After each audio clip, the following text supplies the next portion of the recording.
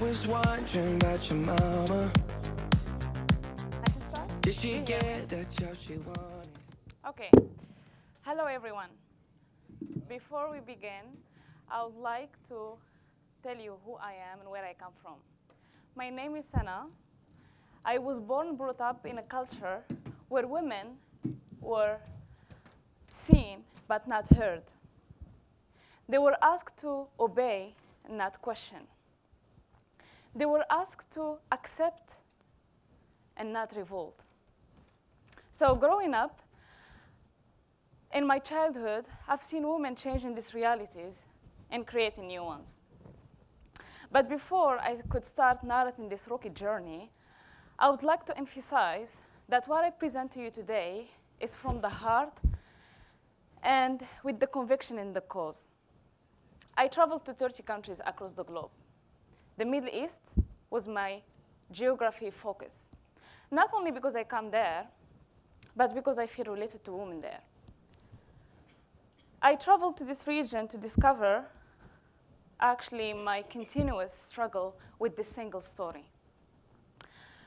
I met and I had many discussions with women from that region who come from different cultures, from different backgrounds, from different religions, and from different realities. Today, I decided to tell you the story of Yusra. Yusra, an Egyptian woman I met in 2013 in Cairo. The story of Yusra is part of my book that has not been published yet, which tells stories of women in that region. So this is the story of Yusra in her own words. It was a hot Saturday morning. The mood inside our home was festive. I was playing with my cousins in the garden. Women in headscarves and bright red lipstick chatted while eating Arabic sweet. I was only 10. My mom hadn't told me anything, but she said the night before, she said casually, "We shall be celebrating tomorrow." And that was all what was said about that day. I was not aware what was going on in that room where women gathered. Then my mother screamed my name, "Yusra." I innocently responded. Then a pale woman appeared in the room and looked at me in my eyes and then said, "Come habibti." My mother, with no explanations, forced me out of my clothes. I innocently fought back. I screamed and cried for what I did not know what's going on. I felt helpless. One woman held my right hand. Another held my left hand. And my father held my legs open. I screamed without knowing what I was objecting to, but a sudden sharp pain shot between my legs. My scream was a long guttural rattle, which got louder as the woman who sat at my genitals dabbed at my genitals with a tinkling laugh. She said, "All done." Without understanding what happened, I felt violated and betrayed. I mustered whatever strength I have and dragged myself out of the room. The women I saw carried a smile of satisfaction mixed with sympathy. The sight of my skirt with the blood stains sickened me. I sat on a plastic chair. My mother tried to console me with a pathetic cup of warm tea. I still did not understand. I was in pain and shame. I then turned to my mother and asked her, "Why did you do this to me?" Now, this was the story of Yusra with genital mutilation, obviously, as you can see. Now, some of you will feel very sorry for Yusra and will say, "Poor Yusra." Others will say, "Yusra is an Arab. That's why she's oppressed. Others will be more creative and will imagine the future of Yusra illustrated in this picture.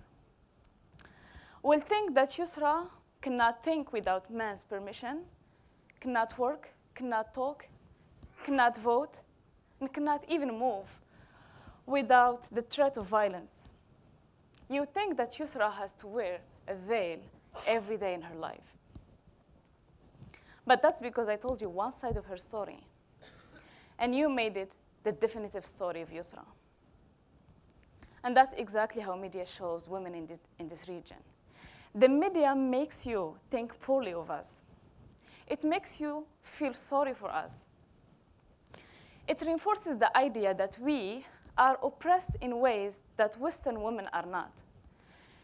It contributes to the common idea about our silence, and that in the West, where women are free and liberated, need to help unveil and give us a voice. It actually happened to me. Recently, I was in Greece giving a speech about women empowerment, obviously. And there was, like at the end of my speech, the organizer of the conference opened the floor for people to ask me questions. And there was this man who looked at me straight in the eyes, and he said, "You are young, you are Arab, and you are a woman." He told me, "Why aren't you covered?" Surprisingly. He said, "How come you speak about women empowerment?" And funny enough, he told me, "Did you get permission from your husband or from your father to travel?" He did not have questions, but he had assumptions. He had conclusions about my life and about me. He felt sorry for me before knowing me or my story. And before even I began to explain, answer him, he left the room. But what would happen if this man knew that actually I am not Arab, and that not all people in the Middle East and North Africa are Arab and Muslims? What would happen if he knew that I do not have to wear hijab, and no one has ever forced me to wear one? What would happen if I told you that Yusra, who was forced by her own parents to undergo genital mutilation, graduated from university, and became a successful female entrepreneur and woman defender in Egypt? What would happen if you heard two sides of a story? Would you change your mind? Would you change your views about us? Would you see our realities through our eyes? The thing is, women in my part of the world have been put down since the dawn of time. If you were asked to describe a woman in the Middle East, the first thing will come to your mind is hijab. You will think that every woman in the Middle East and North Africa is submissive and invisible. The truth is, women's rights in my region are among the worst in the globe. In 2002, in Saudi Arabia, 15 teenager females were left in a burning school, died there because they were not wearing correct Islamic clothing. And that's what the morality police in Saudi Arabia claimed as an argument. In Egypt, sexual harassment is a daily struggle for women there. Genital mutilation is a continuous cultural practice that happens in countries like Yemen and Sudan. I learned it the hard way since I was 6 years old, that my virginity is more important than my life. But in the same region where there is oppression, there is also resistance. I come from a long and very strong line of women who actually resisted and claimed a place in a land where women were supposed to be invisible. Like Fatima al-Fihri, who built the first university in the world, Al-Qarawin, University of Qarawin in Morocco, Fez. Zaha Hadid, an Iraqi architect who actually won the Pritzker Architecture Prize, and she was the first woman to win such a prize. Nawal Saadawi. And for those who don't know Nawal Saadawi, she's my inspiration. Her outspoken character and her activism for feminism, until today, she's 85 years old, and she's still continuing to fight for women's rights in Egypt. Huda Sha'rawi. In 1923, she took off her hijab in Cairo station, and she was inspired by thousands of women in Egypt to do the same, because she was not accepted to do what she's told to do. Inspired by the life and by the stories of these heroines, and because I believe in changing narratives, I created a digital platform called Flourish. Flourish is a digital platform that actually tells the stories of female entrepreneurs, not only in the Middle East, but across the globe. Flourish, as you can see, is actually a site where women share their unique stories, connect to each other, and share their unlimitless and unleash their unlimitless talent into the world. With this platform, we're trying to raise awareness, break stereotypes, break barriers, and show to every woman that actually you are more than what they label you. We use the power of storytelling, not only to promote their businesses and their products, but also to tell their stories.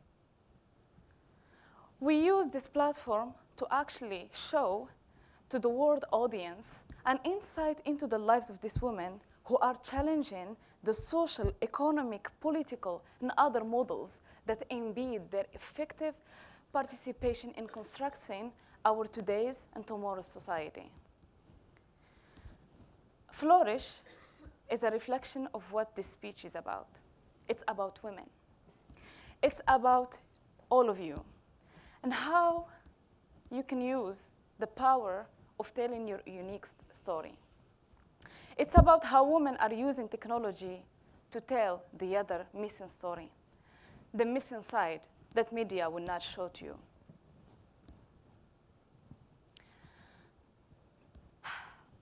This platform is not my platform. It's nobody's platform. It's everyone's platform.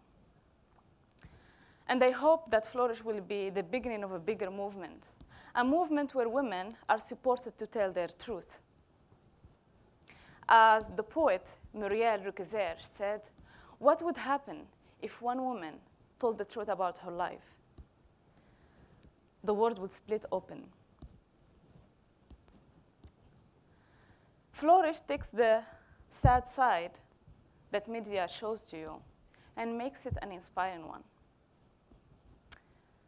And just to conclude, and because me and women like me are mostly labeled as oppressed, I decided to take the power from this world. And I wrote a poem, which I'll share with you. I wrote it on my way to Tunisia. I had a very deep discussion with a female from Tunisia. And like me, she was frustrated actually about the way she was kind of labeled as oppressed. And it happens to me. Wherever I go, the first thing people ask me about is my oppression. How is it to be like a woman in the Middle East, North Africa? So if you let me, I will share with you this poem, which I actually shared for the first time in this event. My dear oppressed women, in broken promises and destroyed nations, be the light, be the revolution. In divided cultures, be the constructor. Just because they try to push you away, don't leave right away. Instead, spread your wings, just like a free bird, fly away. Let the history be history, let the future be our future. Engraved in my memory, you will remain my favorite oppressed and the badass. My heart has journeyed many times around the world, but has never found and will never find such oppressed women. The worth of a woman, of any woman, should not be determined by the length of her skirt or the covering of her head. Thank you for having me.